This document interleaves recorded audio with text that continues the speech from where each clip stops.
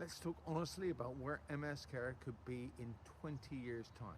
Not fantasies, not miracle cures, but what's scientifically plausible if the next 2 decades go well. So a lot of you watched my 5, 10, 20 years video. So this is the final deep dive into that long-term horizon, the point where the bold ideas start to matter. So let's start with immune tolerance. This is the closest thing we have to the reset people love to talk about. The idea is simple. Instead of shutting down the immune system, you teach it to ignore myelin, so it stops attacking the myelin in the first place.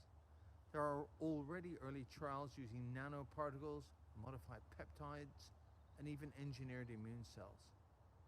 Will this be routine in 20 years? A lot of things fail. But possibly, will it cure everyone? No, but it could fundamentally change how MS begins or doesn't begin. Then there's cell therapy, not the wild claims you see online.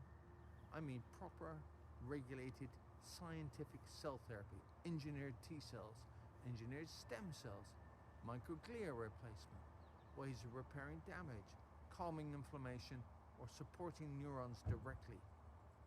In 20 years, this could become a real option for specific people in specific circumstances. So now the prevention, this is where in the field we see some quiet shifts. We already know EBV is central. We already know that genetics and environment interact.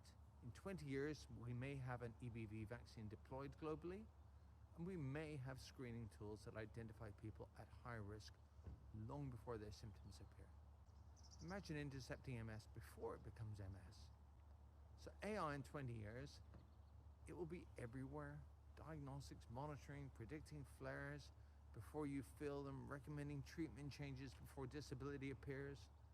And even today, the technology sees things humans just can't. So imagine that multiplied by 20 years with that rate of change and the refinement. Decisions that don't wait for yearly appointments. A world where living with MS feels less like firefighting and more like guided, personalized management. So will we cure MS in 20 years? No. But we could see a world where far fewer people develop MS in the first place, and where those who do live longer, fuller, more stable, regular lives. If you want me to keep breaking down these topics honestly, follow, like, comment, and let me know what you want me to tackle next.